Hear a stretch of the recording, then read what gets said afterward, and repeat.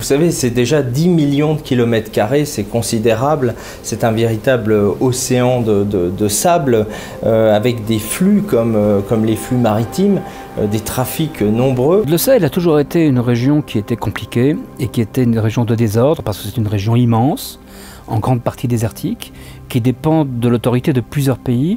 Et dans ces pays, si on accepte le Maroc et l'Algérie qui sont des puissances, la plupart des autres États sont des États faillis ou qui n'ont pas de moyens, donc ils ne peuvent pas contrôler leur territoire.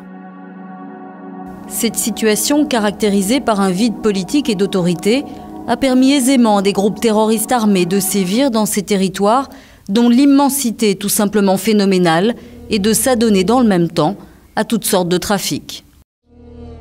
Ces mouvements ont une certaine autonomie, ils reposent sur des chefs qui sont assez indépendants, qui sont des personnages souvent un peu mystérieux, de la biographie est mystérieuse. Mais Mokhtar Belmokhtar va jouer un rôle important à partir d'Aqmi. Il est à l'origine d'Al-Morabitoun, un mouvement dissident. Il va s'illustrer, si on peut dire, en 2015 dans des attentats à Ouagadougou et dans la zone malienne.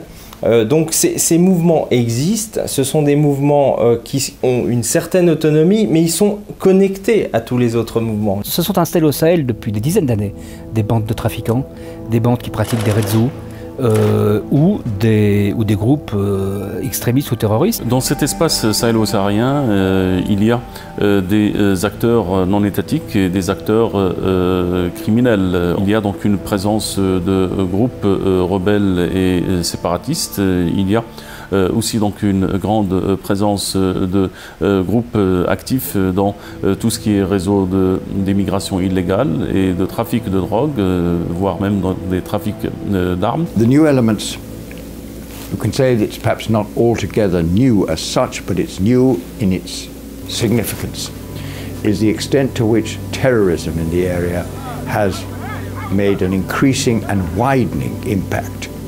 So you've had instances in many countries of the region, and you have now a Sahel, a desert, an unpoliceable desert, which is not exactly full, but in which a lot of groups are now able to move quite freely, and they have access to arms on a big scale, and they also have funding, because there's a lot of drug trafficking which produces money.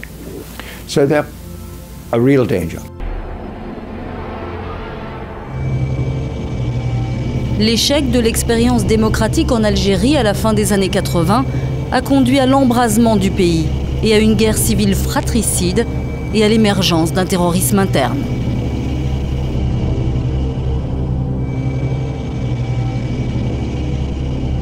Le point de départ, c'est le début des années 90 avec cette guerre civile algérienne et le développement du radicalisme, de l'extrémisme islamiste en Algérie après le refus des élections et de la victoire potentielle du fils en 1992. À partir de là se développent les GIA, qui donneront le GSPC en 1998, et quelques années plus tard, tout ça s'accouplera avec ce qu'on appelle la nébuleuse d'Al-Qaïda pour former Aqmi. À la fin de la tragique guerre civile algérienne, dans les années 90, il y a eu évidemment une sorte de mutation, une sorte de transhumance de ces groupes armés terroristes, comme on les appelle maintenant, qui du nord algérien ont migré, basculé vers une zone dans laquelle le pouvoir algérien n'a jamais réellement eu prise par rapport à l'immensité du territoire, ce qui était vrai d'ailleurs aussi de la période coloniale française,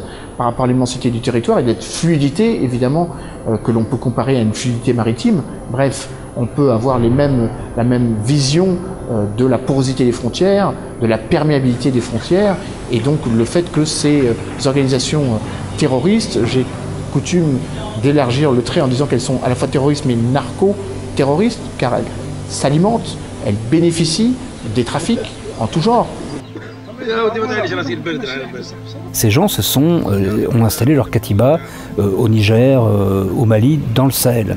Donc aujourd'hui, le Sahel est une zone de grand risque où on voit très bien que malgré les opérations en cours, des pays comme la France, qui est très isolé, c'est le seul pays européen qui est vraiment actif sur zone, n'arrive pas à rétablir une sécurité et à rétablir l'ordre.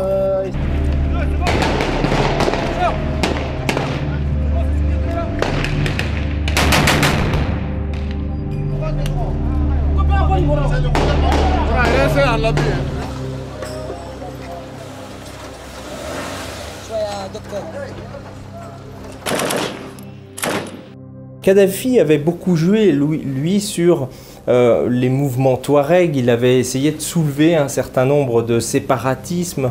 Il avait joué sur la fracture qui existait entre les populations du nord, nomades, souvent Touareg, et les populations du sud, sédentaires, plus africaines du sud. Il avait joué sur ces fractures et ça avait été un élément de déstabilisation. Et c'est d'ailleurs pour cela qu'il avait aussi contribué à fabriquer avec l'Algérie le mouvement Polisario dans les années 70. Les premières armes sont venues de Libye. La Libye nous a fait transiter des armes par leur ambassade à Nouakchott et de l'argent pour le Wali. Et les avions libyens font des va-et-vient avec Tindouf et Béchar, et la route de l'armement a commencé entre la Libye et Tindouf, que certains à l'époque appelaient la route Ho Chi Minh. Et tout d'un coup, ce régime s'effondre en 2011 avec cette guerre qui est lancée par des pays occidentaux, l'effondrement du régime de Kadhafi qui va libérer des énergies radicales très très fortes, et on va voir à ce moment-là des mouvements comme Ansar el-Din, le Moujao, AQMI se développer dans la région. Le renversement de Kadhafi a amené d'abord à créer un vide énorme le long de la Méditerranée, plus à 4000 km en Syrie ou en Irak, mais à 200 km ou 300 km de l'Europe. La déstabilisation d'un pays comme la Libye a propulsé au devant de la scène un éparpillement des djihadistes, voire des armes qui étaient stockées à Tripoli et au-delà, et qui servent aujourd'hui d'un potentiel destructeur exploité par la plupart des démembrements de Al-Qaïda qui sont installés dans la zone sahélo-sahélienne. Donc, naturellement, cette perspective a connu des évolutions, des mutations qui sont parties normalement de la zone sahélo-saharienne vers le sud de l'Afrique, notamment dans la logique de ce qu'on appelle aujourd'hui le triangle de l'insécurité, avec au nord la zone sahélo-saharienne, au sud la zone lacustre, dont les grands lacs, et puis le lac Tchad, et puis à l'est la corne de l'Afrique. Donc nous avons naturellement cette triangle.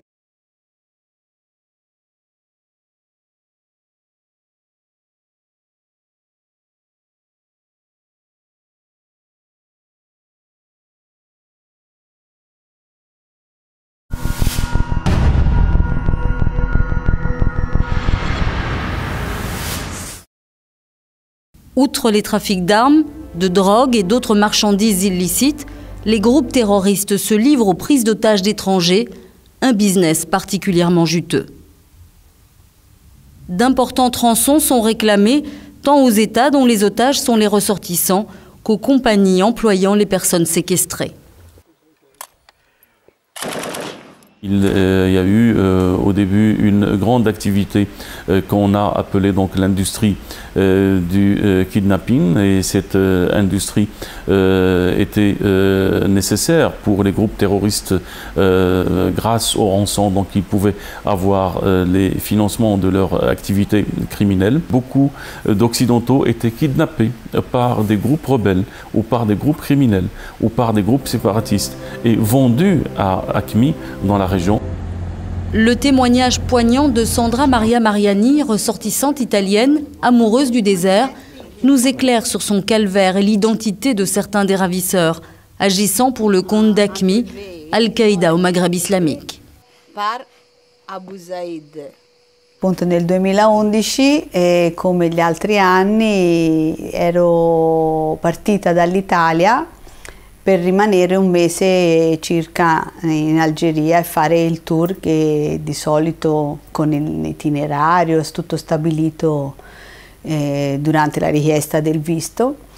Per cui sono partita dall'Italia il 19 di gennaio e subito per fare l'escursione in deserto. E dopo una settimana, 8 giorni, siamo ritornati a Gianet per prendere il mangiare, perché avevamo finito tutto, il mangiare, l'acqua, per cui il 31 io mi trovavo a Gianet.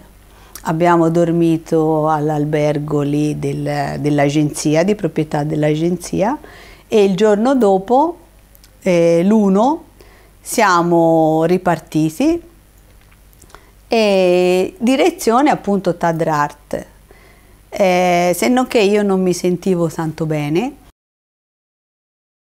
Ad un certo punto ho detto mi fa freddo, ho detto io ritorno così mi cambio e poi ho detto si prepara da mangiare. E anche la mia guida disse sì va bene, andiamo verso i bungalow per preparare poi, così io preparo da mangiare. E in quel momento vidi che passavano 2 macchine, di cui una girò subito. Al che la mia guida disse vai nel bungalow, non ti devono vedere. E io corsi per andare dentro il mio bungalow, però nella mia mente io pensavo che magari potevano essere dei contrabbandieri. Così mi portarono dentro la macchina e siccome io appunto lo picchiavo mi misero le manette. Mi misero le manette e mi legarono al cruscotto. E così ho detto ma che vogliano questi allora, che vogliano? Volevo dire che è stato a quel momento lì che io ho saputo di Al-Qaeda, capito? Perché a quel momento che la guida mi ha detto, loro hanno detto che io posso andare via.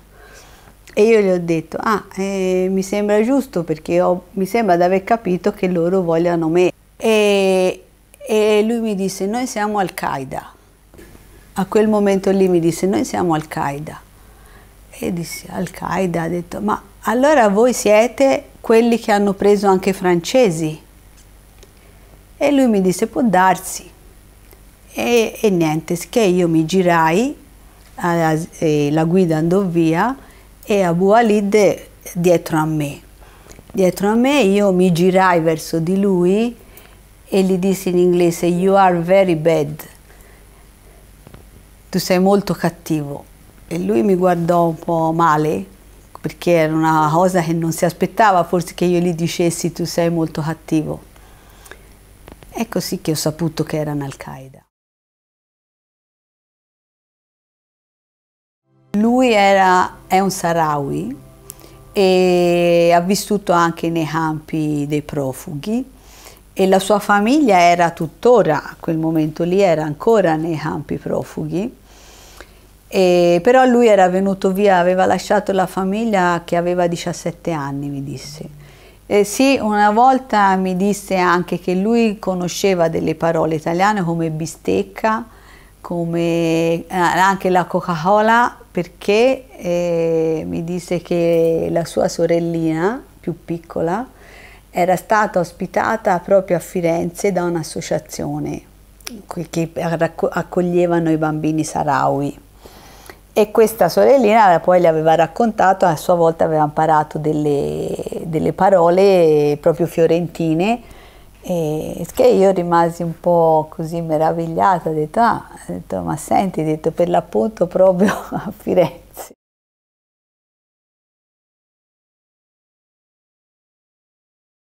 Sì, è lui, è lui. Sì, con lo Sheshe chiuso, sì, è lui. È lui, Adnan Abu Walid Sahrawi.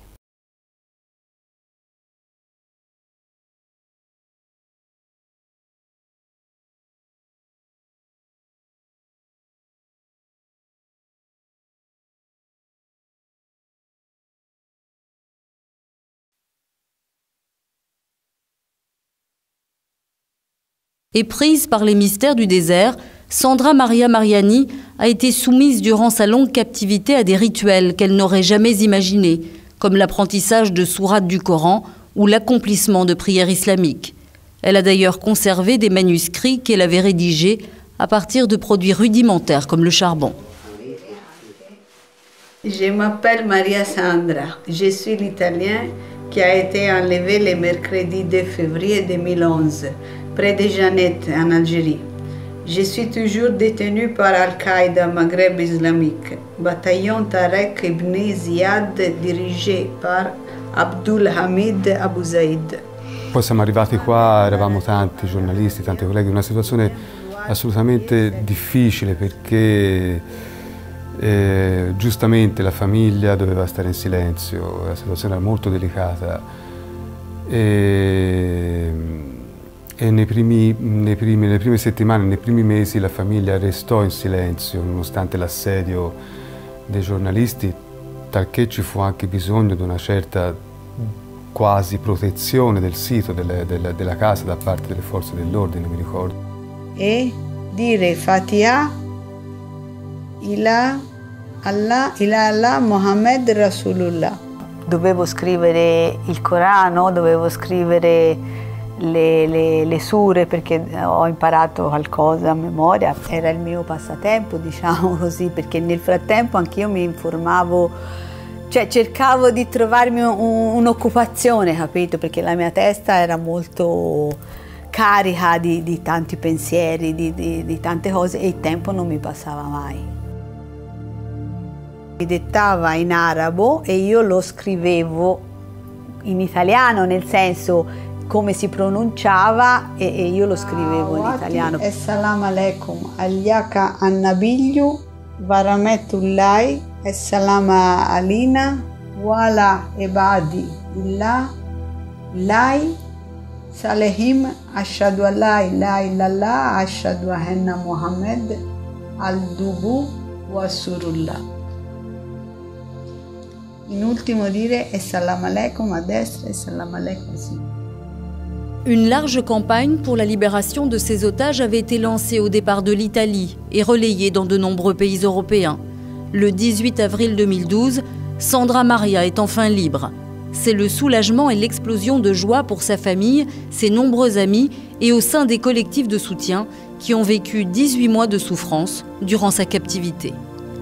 À ce jour, nul ne connaît les dessous des tractations ayant conduit à la libération de Sandra Maria Mariani. 2 Espagnols et une Italienne en mission humanitaire dans les camps de Tindouf ont connu le même sort. Roselina Ourou de l'ONG CISP, Eric Gonzalius de l'association Mundabat et Inora Fernandez de Rincon de l'association des Amis du peuple sahraoui ont été enlevés le 23 octobre 2011 par l'AQMI avec la complicité de membres du Polisario au camp de Rabouni, QG du Front Polisario. Cette information a été confirmée par l'ANI, l'agence de presse mauritanienne, révélant que la police mauritanienne avait procédé le 5 décembre 2011 à l'arrestation de 2 éléments du Front Polisario impliqués dans ce rapt.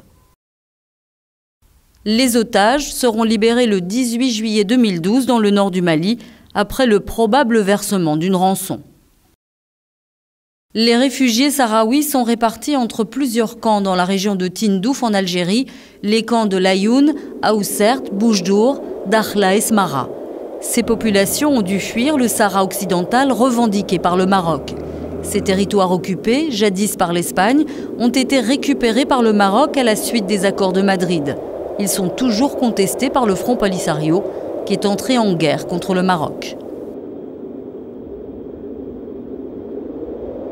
Plus de 40 ans après le début du conflit, quelques milliers de personnes vivent toujours dans les camps dans des conditions dramatiques et dans un environnement particulièrement inhospitalier. Ces réfugiés n'ont fait l'objet jusqu'à présent d'aucun recensement par le HCR, le Haut Commissariat aux réfugiés. عندنا فراغ رهيب يعني ما كاين شيء يشغلك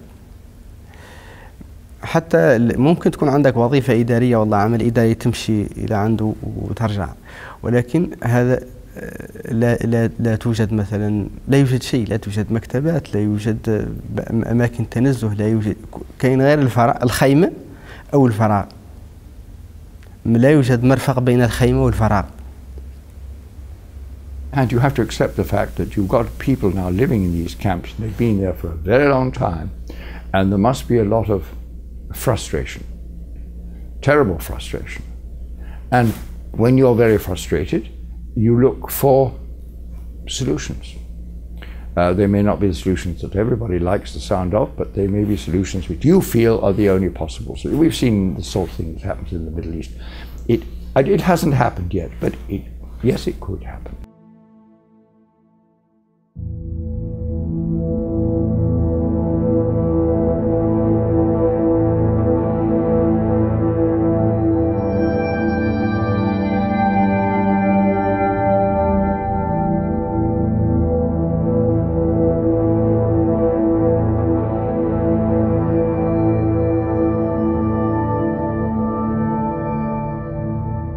Ce radicalisme va se combiner avec des trafics anciens qui existaient depuis toujours dans la région sahélienne. C'est une région de flux, de trafic, de marchands, etc. Et l'expansion notamment du commerce de la drogue sur ce qu'on appelle la route du 10e parallèle entre l'Amérique du Sud, la route de la cocaïne qui arrive dans le golfe de Guinée, qui remonte à travers le Sahara. La combinaison de ces mouvements va se faire avec ces trafics. Quelques 160 tonnes de cocaïne qui arrivent sur l'Afrique de l'Ouest et au Sahel en provenance de l'Amérique latine. Ces cartels latino-américains ont trouvé auprès des jeunes dans les camps de Tindouf et auprès de plusieurs éléments du Polisario, des guides d'abord, on le sait, c'est dans les camps que les gens parlent espagnol. 18% du trafic mondial de la cocaïne passe par cette zone.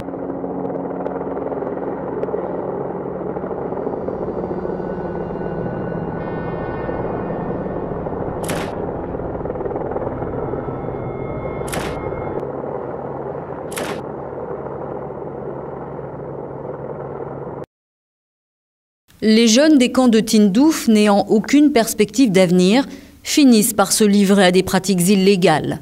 Si au départ, ils s'adonnent à la contrebande de cigarettes, de fioul, de drogue et au trafic d'êtres humains, ils versent de plus en plus dans le radicalisme et le djihadisme, avec vente d'armes et prise d'otages en sous-traitance pour les groupes terroristes. Cette nouvelle idéologie connaît un certain succès, malheureusement, chez les jeunes générations dans les États de la région. Elle arrive à recruter.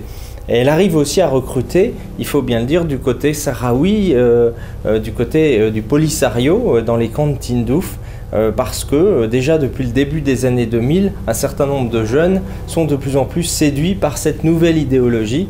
Over the years, I am so interested in the issue. I get the Google pings on Western Sahara and Al-Qaeda in North Africa. Those are my two main ones.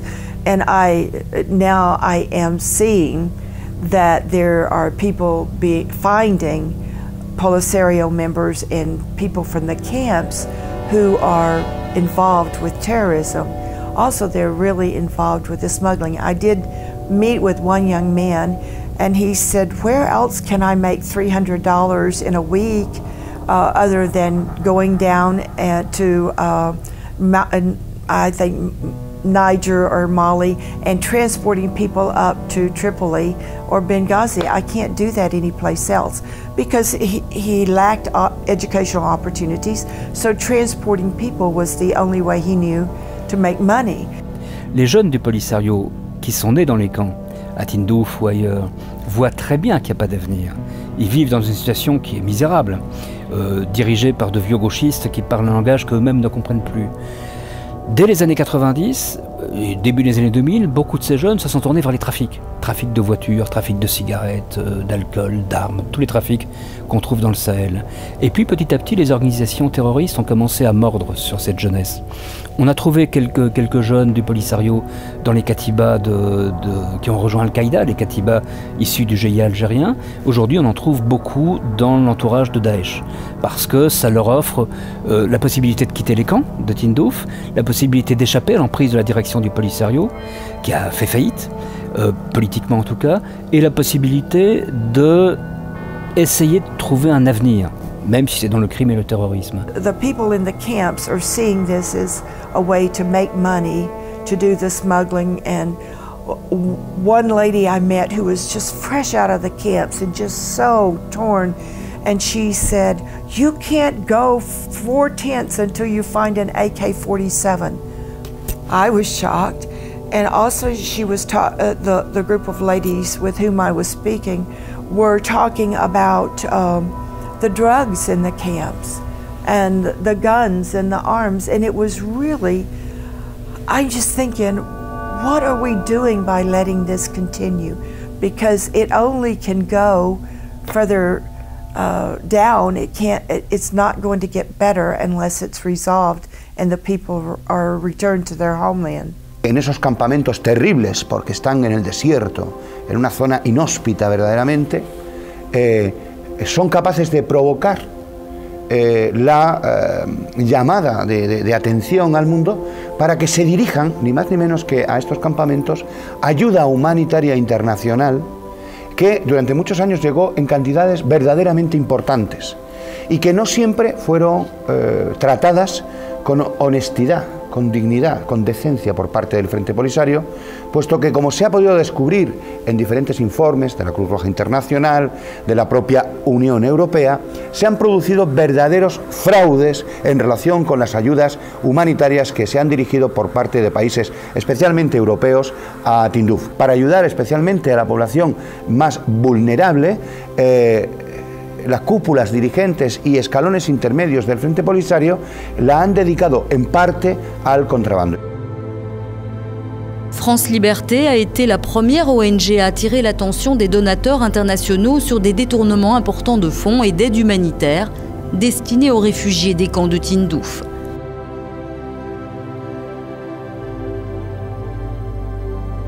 Les enquêtes et les rapports du PAM, le Programme alimentaire mondial, et de l'OLAF, l'Office de lutte antifraude de l'Union européenne, attestent notamment de détournements faramineux opérés par la direction du Polisario avec la complicité des autorités algériennes.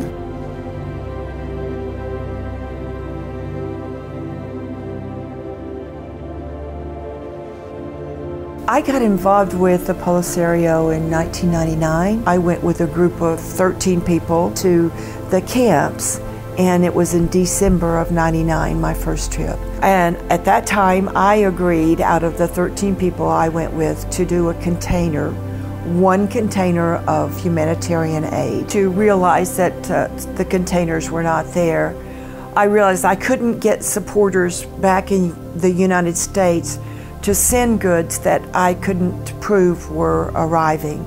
So I decided that one last project was the Operation Christmas Child, and they let me participate in the distribution of that project.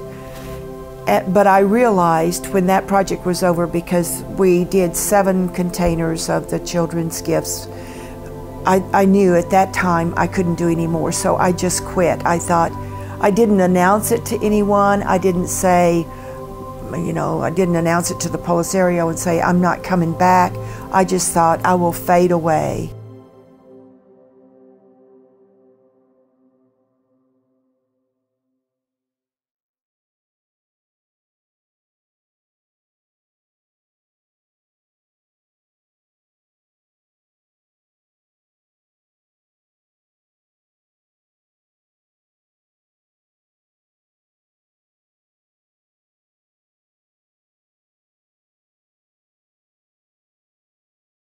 La situation humanitaire dans les camps de Tindouf constitue pour moi un terrain fertile soit pour Daesh ou pour d'autres organisations terroristes.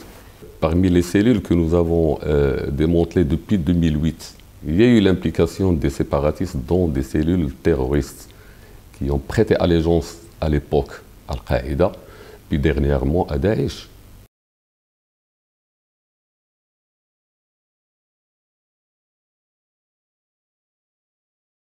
تنامي الظاهرة الإرهابية يتم باستغلال مناطق التي تكون مؤهلة للفوضى. حاليا داعش استغلت الحالة ديال العراق واستغلت الحالة ديال سوريا وحاولت تستغل الحالة ديال ليبيا وتحاول أن تستغل الحالة اللي موجودة في الجنوب الجزائري. ستستغل الوضع في تندوف من أجل وضع القدم ديالها في المنطقة. Nous, notre combat, c'est au nom de l'islam, c'est pas arabe ou touareg, noir ou blanc, c'est au nom de l'islam. Et notre guerre, c'est une guerre sainte, c'est une guerre légale au nom de l'islam. Nous sommes contre les rébellions, nous sommes contre l'indépendance, ces imbécilités d'indépendance. Nous sommes contre toutes les révolutions qui ne sont pas au nom de l'islam, nous sommes contre. Et on est venu pour pratiquer l'islam au nom d'Allah. Depuis mars 2017, les groupes terroristes qui sévissent dans les régions du Sahara, du Sahel et des Grands Lacs ont décidé d'unir leurs forces en mettant sur pied une importante structure centralisée intitulée GSIM, ou Groupe de soutien à l'islam et aux musulmans.